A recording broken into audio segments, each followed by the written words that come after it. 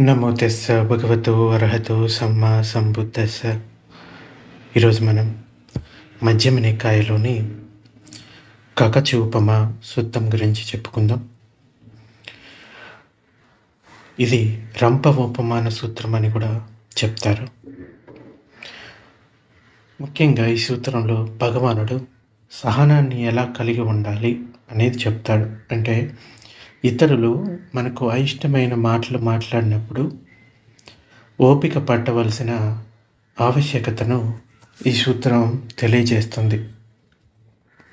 అంటే సహన గుణాన్ని ఏ విధంగా పెంచుకోవాలి భిక్షువులు ఎవరైనా కానీ అనే విషయాలు దీంట్లో చెప్తాడు భగవానుడు. ఈ సూత్రం ఇలా మొదలవుతుంది. నేను ఇలా విన్నాను అని. ఒక సమయంలో భగవానుడు శ్రావస్తిలో జేతవనంలో అనాథ పిండికుడి ఆరామంలో ఉంటున్నాడు. అప్పుడు ఆయుష్మంతుడు మోలియ పగ్గున, అంటే ఒక భిక్షువు పేరు మోలియ పగ్గున అనేది, అతడు అతిగా భిక్షునీలతో కలిసి ఉండేవాడు. అలా భిక్షునీలతో కలిసి ఉంటున్న మోలియ పగ్గున ఎదుట ఎవరైనా ఆ భిక్షునీల గురించి చెడుగా మాట్లాడితే కోపంతో అసంతోషంతో వారితో జగడం పెట్టుకునేవాడు. అలా ఎవరైనా భిక్షువు ఆ భిక్షునీల ఎదుట మోలియ పగ్గున గురించి చెడుగా మాట్లాడితే వారు కూడా కోపంతో అసంతోషంతో వారితో జగడమాడేవారు. ఆ విధంగా మోలియ పగ్గున అతిగా ఆ భిక్షునీలతో కలిసి ఉండేవాడు. అప్పుడు ఒకానొక భిక్షువు భగవానుని వద్దకు చేరుకొని భగవానునికి నమస్కరించి ఒక పక్కన కూర్చున్నాడు. ఒక పక్కన కూర్చున్న ఆ భిక్షువు భగవానుడితో ఇట్లా అన్నాడు: బంతే, ఆయుష్మంతుడు మోలియ పగ్గున భిక్షునీలతో అతిగా కలిసి ఉంటున్నాడు. ఆయుష్మంతుడు మోలియ పగ్గున ఎదుట ఎవరైనా ఆ భిక్షునీల గురించి చెడుగా మాట్లాడితే కోపంతో అసంతోషంతో వారితో జగడం పెట్టుకుంటున్నాడు. అలాగే ఎవరైనా భిక్షువు ఆ భిక్షునీల ఎదుట మోలియ పగ్గున గురించి చెడుగా మాట్లాడితే వారు కూడా కోపంతో అసంతోషంతో వారితో జగడమాడుతున్నారు. బంతే, ఈ విధంగా మోలియ పగ్గున అతిగా భిక్షునీలతో కలిసి ఉంటున్నాడు అని ఒక భిక్షువు వెళ్ళి భగవానుడికి చెప్తాడు. అప్పుడు భగవానుడు ఒకానొక భిక్షువుని పిలిచి, భిక్షు, నీవు నా మాటలతో ఆ మోలియ పగ్గున భిక్షువుని భగవానుడు పిలుస్తున్నాడు అని చెప్పు అని ఆ భిక్షువుకి చెప్తాడు.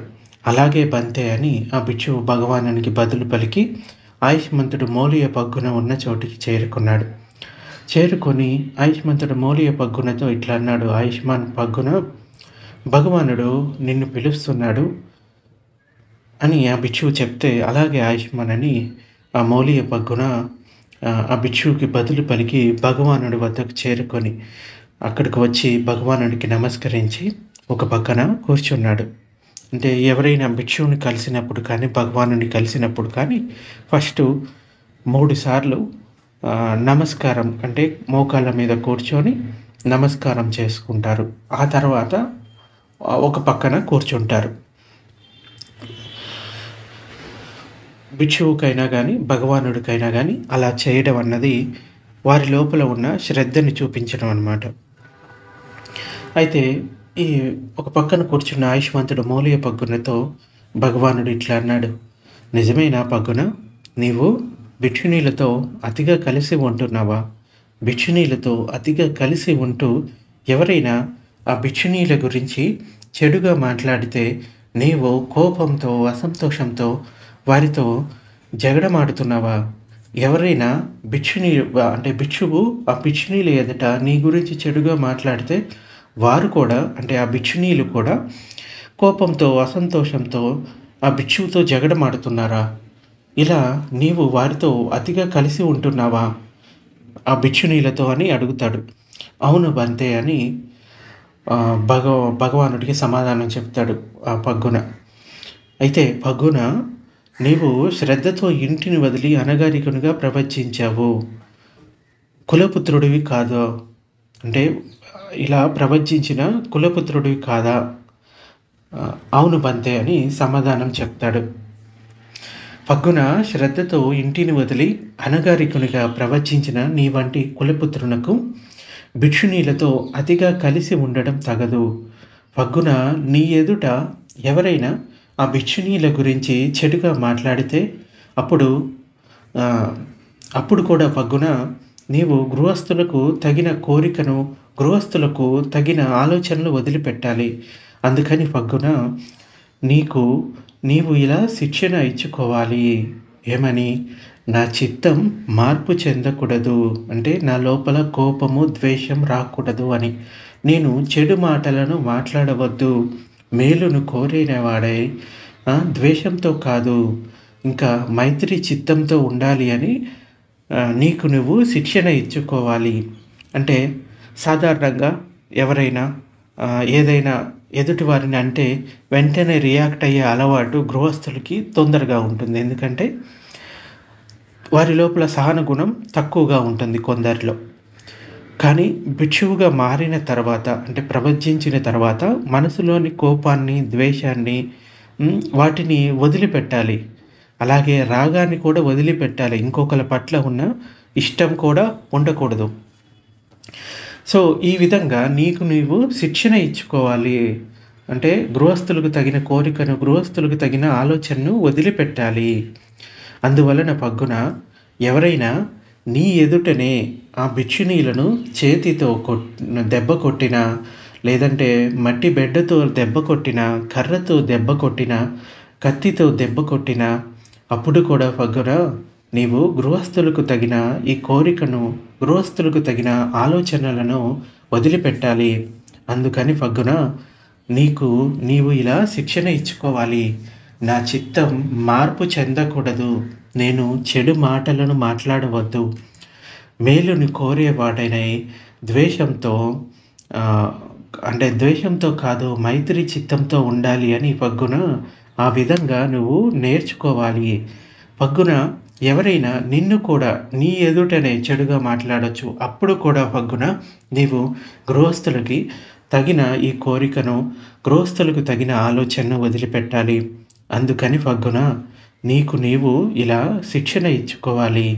నా చిత్తం మార్పు చెందకూడదు, నేను చెడు మాటలను మాట్లాడవద్దు, మేలును కోరేవాడినై ద్వేషంతో కాదు మైత్రి చిత్తంతో ఉండాలి. పగ్గున ఈ విధంగా నీవు నేర్చుకోవాలి. ఇంకా పగ్గున ఎవరైనా నిన్ను కూడా చేతితో దెబ్బ కొట్టినా, మట్టి బెడ్డతో రాయితో కొట్టినా, కర్రతో దెబ్బ కొట్టినా, కత్తితో దెబ్బ కొట్టినా, అప్పుడు కూడా పగ్గున నీవు గృహస్థులకు తగిన ఆ కోరికను, గృహస్థులకు తగిన ఆలోచనలను వదిలిపెట్టాలి. అందుకని పగ్గున నీవు ఇలా శిక్షణ ఇచ్చుకోవాలి. నా చిత్తం మార్పు చెందకూడదు, నేను చెడు మాటలను మాట్లాడవద్దు, మేలును కోరేవాడినై ద్వేషంతో కాదు మైత్రి చిత్తంతో ఉండాలి. పగ్గున ఆ విధంగా నీవు నేర్చుకోవాలి. సో ఈ విధంగా భిక్షువు తనకి తాను శిక్షణ ఇచ్చుకోవాలి అని చెప్తున్నాడు. అంటే తనకు ఎవరైతే ఇష్టంగా ఉంటారో వారి గురించి ఎవరైనా చెడుగా మాట్లాడినా, వారిని తిట్టినా, లేకపోతే కొట్టినా కూడా నీ మనసులో మాత్రం ద్వేషం రాకూడదు అనేది చెప్తున్నాడు. అలాగని ఏదైనా కొడుతూ ఉంటే, లేకపోతే హత్య చేస్తూ ఉంటే చూస్తూ ఉండమని కాదు అర్థము. మనసులో ఎటువంటి ఈ ద్వేషము, కోపము రాకూడదు అనేది, అంటే ఆ అటాచ్మెంట్ అనేది ఉండకూడదు అనేది భగవానుడు ఇక్కడ చెప్తున్నాడు అన్నమాట. సో ఎక్కువ ఎవరి పట్ల అయితే తృష్ణ ఉంటుందో దానివల్లే దుఃఖం కలుగుతుంది. ఆ తృష్ణని వదిలిపెట్టాలి. ఇంకా అప్పుడు భగవానుడు భిక్షువులను సంబోధించాడు. భిక్షువులు ఒక సమయంలో నా చిత్తాన్ని సంతృప్తిపరిచారు. అప్పుడు భిక్షువులారా, నేను భిక్షువులను సంబోధించి, భిక్షువులారా, నేను ఏకాసన భోజనం చేసేవాడిని. భిక్షువులారా, నేను ఏకాసన భోజనం చేయడం వలన రోగం లేకుండా, బాధలు లేకుండా, తేలికగా, బలంగా, ఆరోగ్యంగా ఉన్నాను. భిక్షువులారా, మీరు కూడా ఏకాసన భోజనం చేయండి. ఏకాసన భోజనం వలన భిక్షువులారా మీరు కూడా రోగం లేకుండా, బాధలు లేకుండా, తేలికగా, బలంగా, ఆరోగ్యంగా ఉంటారు అన్నాను. ఆ తర్వాత నేను వారికి చెప్పవలసిన అవసరమే రాలేదు. ఏకాసన భోజనం అంటే ఒకేసారి భోజనాన్ని చేయడం. ఒకసారి కూర్చొని భోజనం చేశారంటే అది ఆహారం పూర్తయ్యేంత వరకు ఇంకా లేవడు. రోజుకి ఒక్కసారే భోజనం చేయడం అనమాట. సో దానివల్ల ఆరోగ్యంగా ఉంటాను, బలంగా ఉంటాను అని నేను ఆ భిక్షువులకి చెప్పాను అంతే. ఆ తర్వాత మళ్ళీ చెప్పాల్సిన అవసరం నాకు రాలేదు అని చెప్తున్నాడు. అంటే ఒక్కసారి చెప్పడం చేతనే వాళ్ళు ఎరుకతోటి దాన్ని పాటించారు. నన్ను సంతృప్తి చెందేలాగా, అంటే నా చిత్తాన్ని సంతృప్తి పరిచారు అని ఆ భిక్షువుల గురించి భగవానుడు చెప్తున్నాడు. భిక్షువులారా, నేను ఆ భిక్షువుల్లో ఎరుకను మాత్రం కలిగించేవాణ్ణి. భిక్షువులారా, 4 దారుల కూడలిలో సమతల భూమిపై అంటే శిక్షణ ఇచ్చిన గుర్రాలు కట్టబడిన ఒక రథం ఉందనుకోండి. దానిని సమర్థుడైన గుర్రాలను నేర్పుతో నడపగలిగిన సారథి ఎక్కి ఎడమ చేతితో పగ్గాలను పట్టుకొని కుడి చేతితో చరణకోలును పట్టుకొని తన ఇష్టానుసారం ముందుకి వెనుకకు ఎలా కోరుకుంటే అలా నడిపిస్తాడు. అదేవిధంగా భిక్షువులారా, ఆ భిక్షువులు అనుశాసనానికి తగినవారు, అంటే నా యొక్క బుద్ధ శాసనానికి తగినవారు. భిక్షువులారా, నేను వారికి చెప్పవలసిన అవసరమే రాలేదు. మళ్ళీ భిక్షువులారా, నేను ఆ భిక్షువుల్లో ఎరుకను మాత్రమే కలిగించేవాడిని. అందువలన భిక్షువులారా, మీరు కూడా అకుశలాన్ని వదిలివేయండి, కుశల ధమ్మాలను అనుసరించండి. ఆ విధంగా చేయడం వలన భిక్షువులారా, మీరు ఈ ధమ్మ వినయంలో వృద్ధిని, ప్రగతిని, విపులతను పొందుతారు. భిక్షువులారా, గ్రామానికో పట్టణానికో సమీపంలో ఒక పెద్ద సాలవనం ఉందనుకోండి. అందులో అనేక ఆముదం మొక్కలు మొలుస్తాయి. అప్పుడు దాన్ని బాగు చేయాలనే, దానికి మేలు చేయాలనే, దానిని కాపాడాలనే కోరిక కలవాడు ఒకడు అక్కడికి వస్తాడు. అతడు ఆ సాల మొక్కలను నిలువుగా ఆరోగ్యంగా పెరగడానికి వీలుగా సారాన్ని పీల్చే కలుపునంతా పీకి బయట పారవేస్తాడు. లోపల వనాన్నంతా చక్కగా శుభ్రం చేస్తాడు. అందువలన భిక్షువులారా, తర్వాతి కాలంలో ఆ వనం వృద్ధిని, ప్రగతిని, విపులతను పొందుతుంది. అదేవిధంగా భిక్షువులారా, మీరు కూడా అకుశలాన్ని వదిలివేయండి, కుశల ధమ్మాలను అనుసరించండి. ఆ విధంగా చేయడం వలన భిక్షువులారా, మీరు ఈ ధమ్మ వినయంలో వృద్ధిని, ప్రగతిని, విపులతను పొందుతారు. పూర్వం భిక్షువులారా, ఇదే శ్రావస్తిలో వైదేహిక అనే పేరు గల గృహిణి ఉండేది. భిక్షువులారా, ఆ వైదేహిక గృహిణి గురించి, ఈ వైదేహిక గృహిణి దయగలది, ఓపిక కలది, శాంతమూర్తి అని ఆ చుట్టుపక్కలంతా కూడా మంచి పేరు వ్యాపించి ఉంది. భిక్షువులారా, ఆ వైదేహిక గృహిణి వద్ద అన్ని పనులు అలసట లేకుండా సమర్థంగా నేర్పుగా చక్కపెట్టే కాళీ అనే పేరు కల దాసి ఉండేది, అంటే పనిపిల్ల. భిక్షువులారా, అప్పుడు ఆ దాసి కాళీకి ఇలా అనిపించింది, మా అమ్మగారి గురించి వైదేహిక గృహిణి దయగలది, వైదేహిక గృహిణి ఓపిక గలది, ఈమె శాంతమూర్తి అని మంచి పేరు అంతటా వ్యాపించింది. నిజంగానే మా అమ్మకు, అంటే మా యజమానురాలికి లోపల కోపం లేదా, అంటే లోపల అసలు ఆమెకి కోపం లేదా, లేక నేను అన్ని పనులు చక్కగా చేయడం వలన మా అమ్మగారికి కోపం రావడం లేదా అని అమ్మాయికి సందేహం వస్తుంది. ఇంకా నేను తప్పక మా అమ్మగారిని పరీక్షించాలి అనుకుంటుంది ఆ పనిపిల్ల. అప్పుడు భిక్షువులారా, ఆ కాళీ దాసి పొద్దెక్కిన తర్వాత లేచింది. అప్పుడు భిక్షువులారా, ఆ వైదేహి గృహిణి ఆ పనిపిల్లతోటి ఏమే కాళీ అని ఒకసారి అన్నది. ఏమిటి అమ్మా అని ఆ పనిపిల్ల అంటే, ఏమే పొద్దెక్కిన తర్వాత ఎందుకు లేచావు? ఏం లేదమ్మా, ఊరికనే అని ఆ పనిపిల్ల అంటే, ఏమీ లేకుండానే దుష్టదాసి పొద్దెక్కిన తర్వాత లేచావా అని ఆ వైదేహిక గృహిణి కనుబొమ్మలో ముడిచింది. అంటే ఇంతకుముందు శాంతమూర్తి అని పేరు గల ఆవిడ ఈ పనిపిల్ల కొంచెం లేటుగా లేచింది. అంటే ఆ పనిపిల్ల కావాలని చేసిందనమాట, మా అమ్మగారు నిజంగానే శాంతమూర్తి అని తెలుసుకోవడానికి. అయితే మొదటిసారి లేటుగా లేచేసరికి కనుబొమ్మలు పెద్దవి చేసింది. అప్పుడు భిక్షువులారా, ఆ కాళీ దాసికి ఇలా అనిపించింది, మా అమ్మలో కోపం లేదని కాదు ఉంది. నేను అన్ని పనులు చక్కగా చేయడం వలన ఆమెలోని కోపం బయటికి రాలేదు. మా అమ్మలోని కోపం లేదని కాదు ఉంది. నేను తప్పక మా అమ్మని ఇంకా పరీక్షించాలి అని ఆ పనిపిల్ల అనుకుంటుంది. అప్పుడు భిక్షువులారా, ఆ కాళీదాసి ఇంకా పొద్దెక్కిన తర్వాత రోజు కూడా లేవలేదు. అంటే లేటుగా లేచింది. అప్పుడు భిక్షువులారా, ఆ వైదేహి గృహిణి పనిపిల్లతోటి ఏమే కాళీ అని గట్టిగా అన్నది. ఏమిటి అమ్మా అని ఆ పనిపిల్ల అంటే, ఏమే ఇంకా పొద్దెక్కిన తర్వాత ఎందుకు లేచావు? ఇంత పొద్దుపోయింది.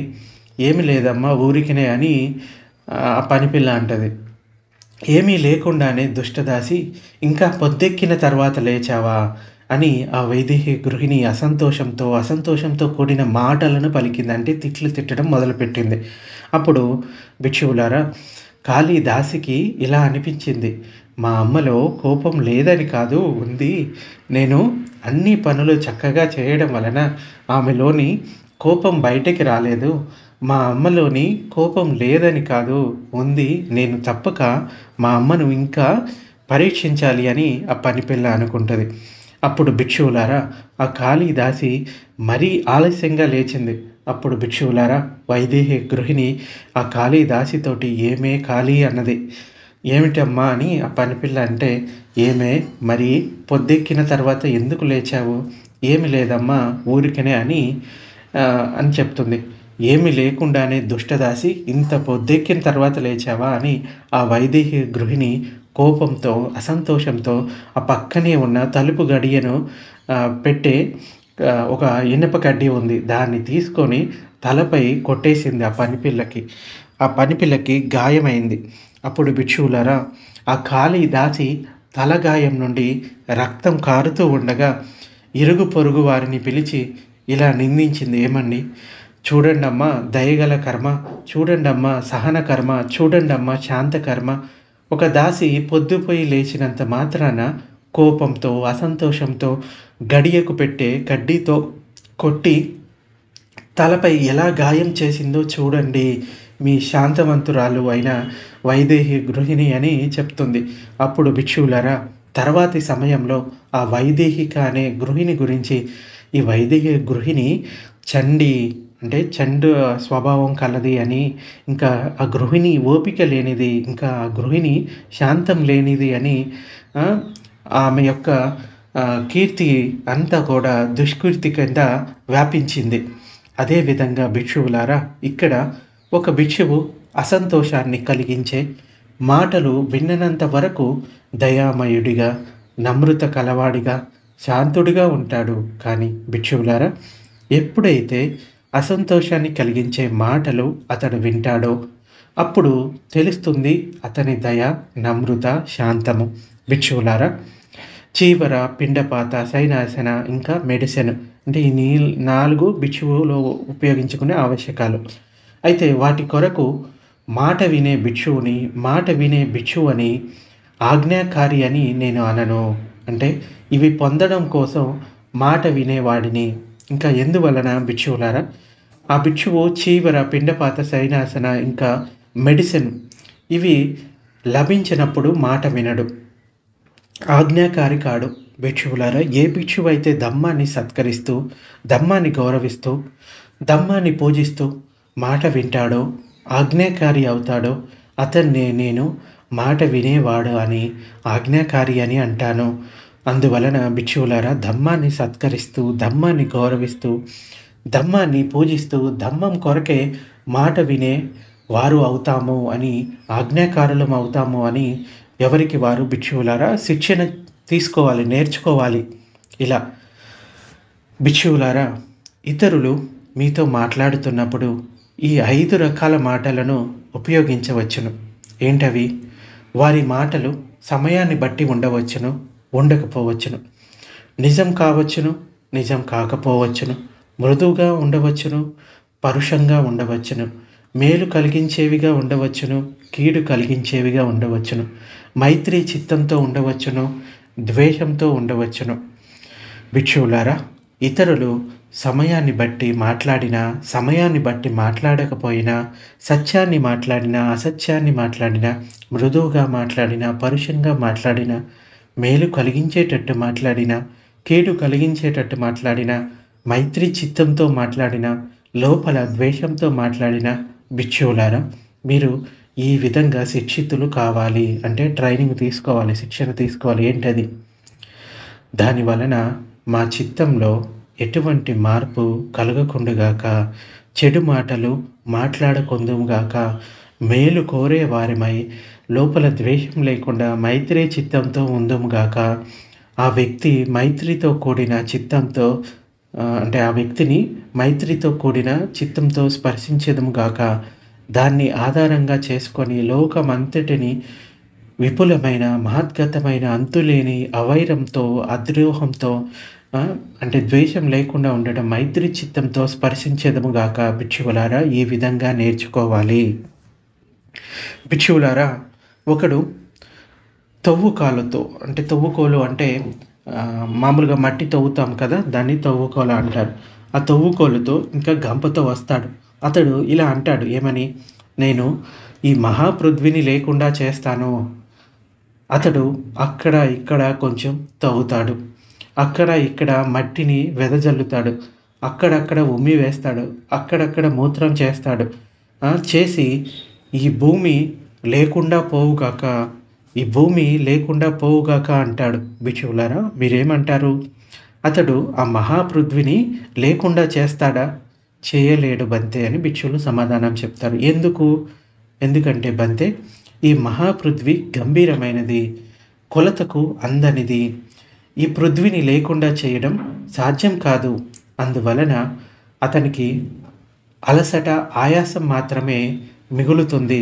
అదేవిధంగా భిక్షువులారా ఈ 5 విధాల మాటలు ఇతరులు మీ గురించి మాట్లాడవచ్చు. ఏంటి?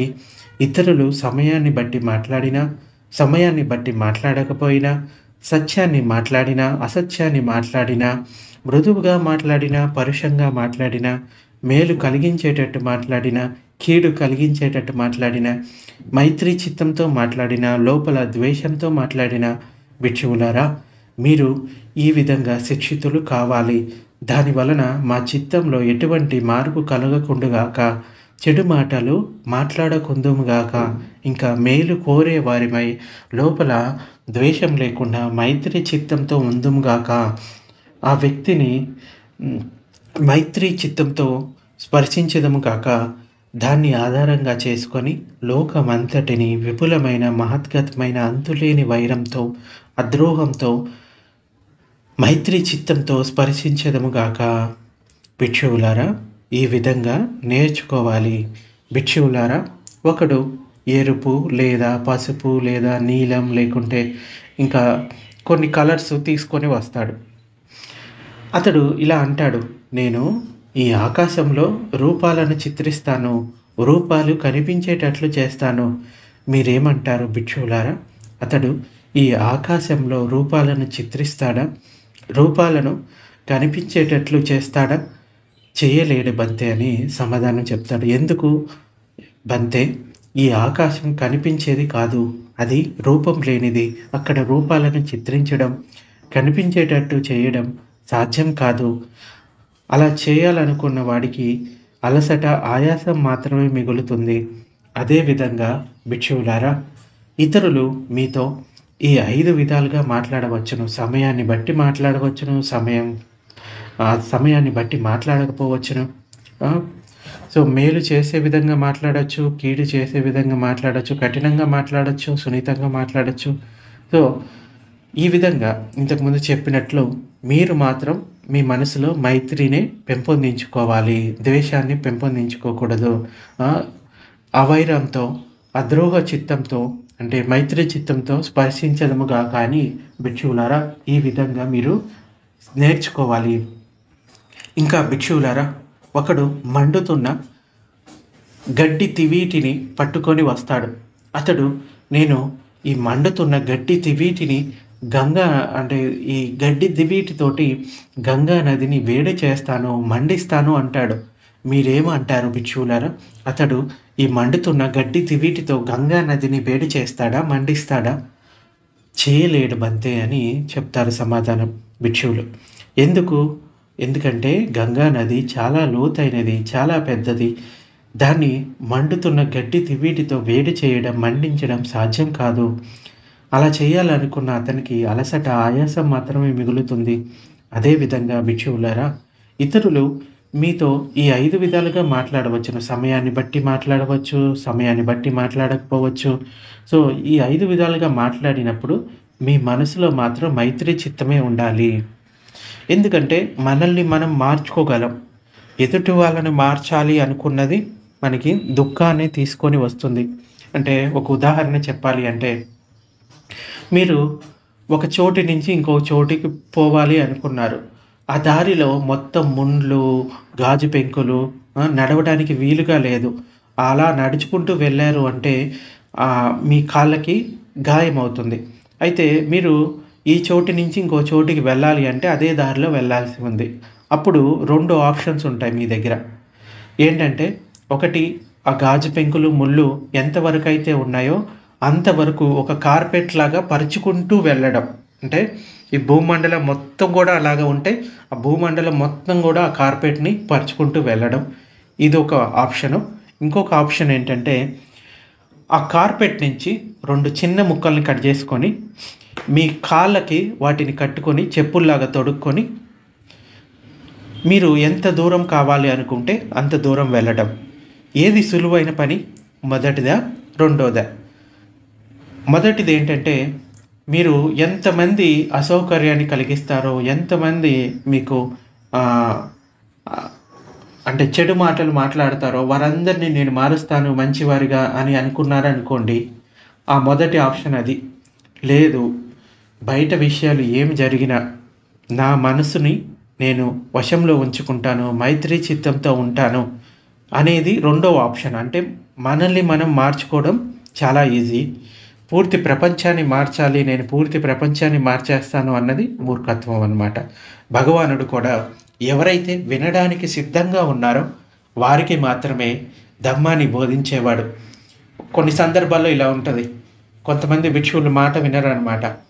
వేరే కొంతమంది భిక్షువులు ఆ భిక్షువుని తీసుకొచ్చి భగవానుడి దగ్గర కూర్చోబెడతాడు. అప్పుడు అంటాడు భగవానుడు, ఎందుకు ఈ మాట వినని భిక్షువుని ఇక్కడికి తీసుకొని వచ్చారు? ఇతనికి ఇష్టం లేనప్పుడు ఎందుకు తీసుకొచ్చారు అని చెప్తాడు.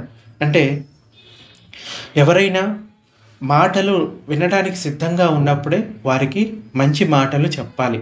అంటే తగిన సందర్భం అయి ఉండాలి. అంటే మీరు ఎదుటి వాళ్ళు కోపంగా ఉన్నారనుకోండి, అప్పుడు మీరు వాళ్ళ దగ్గరికి వెళ్ళిపోయి మీరు కోపంగా ఉన్నారండి, మీకు కోపం వస్తుంది అంటే వాళ్ళు ఇంకా రెచ్చిపోతారు, ఇంకా వీలైతే ఒక దెబ్బ కూడా కొడతారు. అదే ఆ కోపంతో ఎవరైనా మాటలు మాట్లాడినప్పుడు అప్పుడు మనం ఏమీ మాట్లాడకుండా ఆ తర్వాత ఒక సందర్భం వస్తుంది తన తప్పుని తనకి చూపించడానికి. ఆ సందర్భంలో చూపించినప్పుడు అతడు తనను తాను మార్చుకోవడానికి ప్రయత్నిస్తే తను మారగలుగుతాడు. లేదు అంటే వదిలిపెట్టాలి. అంతేగాని మీరు మారితే బాగుంటుంది, మీ లోపల కోపం లేకుంటే బాగుంటుంది, మీరు ఇది చేయండి, ఇలా ఉండండి, అలా ఉండండి అని ఎవరికి చెప్పకుండా ఉండడం అన్నది ఉత్తమం అన్నమాట. ఎవరైనా మారాలి అనుకుంటే వారికి చెప్పడం ఉత్తమం. అయితే భిక్షువులారా, చక్కగా మర్దించబడిన, మరీ చక్కగా మర్దించబడిన, మెత్తగా పట్టులా ఏమాత్రం చప్పుడు చేయని, ధ్వనించని పిల్లి తోలు ఉంటుంది. ఒకడు కర్రను లేక కుండ పెంకును తీసుకొని వస్తాడు. అతడు ఇలా అంటాడు, నేను ఈ చక్కగా మర్దించబడిన, మరీ చక్కగా మర్దించబడిన, మెత్తగా పట్టులా ఏమాత్రం చప్పుడు చేయని, ధ్వనించని పిల్లి తోలును కర్రతో లేకుంటే కుండ పెంకుతో చప్పుడు చేసేటట్లుగా గరగరం అనేటట్లుగా చేస్తాను. మీరేమంటారు భిక్షువులారా? అతడు ఆ చక్కగా మర్దించబడిన, మరీ చక్కగా మర్దించబడిన, మెత్తగా పట్టులా ఏమాత్రం చప్పుడు చేయని, ధ్వనించని పిల్లి తోలును సరసరం అనేటట్లు, బరబరం అనేటట్లు చేయగలడా? చెయ్యలేడు బంతే అని భిక్షువులు సమాధానం చెప్తాడు. ఎందుకంటే బంతే, ఆ పిల్లి తోలు అప్పటికే మర్దించబడింది, చక్కగా మర్దించబడింది. మరీ చక్కగా మర్దించబడింది. మెత్తగా, పట్టులా ఏమాత్రం చప్పుడు చేయకుండా, ధ్వనించకుండా చేయబడింది. దాన్ని కర్రతో గానీ, కుండ పెంకుతో కానీ శబ్దం వచ్చేటట్లు చేయడం సాధ్యం కాదు. అలా చేయాలనుకున్న అతనికి అలసట, ఆయాసం మాత్రమే మిగులుతుంది. అదేవిధంగా భిక్షువులారా, ఈ 5 విధాల మాటలు ఇతరులు మీ గురించి మాట్లాడవచ్చును. ఇతరులు సమయాన్ని బట్టి మాట్లాడినా, సమయాన్ని బట్టి మాట్లాడకపోయినా, సత్యాన్ని మాట్లాడినా, అసత్యాన్ని మాట్లాడినా, మృదువుగా మాట్లాడినా, పరుషంగా మాట్లాడినా, మేలు కలిగించేటట్టు మాట్లాడినా, కీడు కలిగించేటట్టు మాట్లాడినా, మైత్రి చిత్తంతో మాట్లాడినా, లోపల ద్వేషంతో మాట్లాడినా, భిక్షువులారా, మీరు ఈ విధంగా శిక్షితులు కావాలి. దానివలన మా చిత్తంలో ఎటువంటి మార్పు కలగకుండుగాక, చెడు మాటలు మాట్లాడకుందుముగాక, మేలు కోరే వారిమై లోపల ద్వేషం లేకుండా మైత్రి చిత్తంతో ఉందుముగాక, ఆ వ్యక్తిని మైత్రితో కూడిన చిత్తంతో స్పర్శించదముగాక.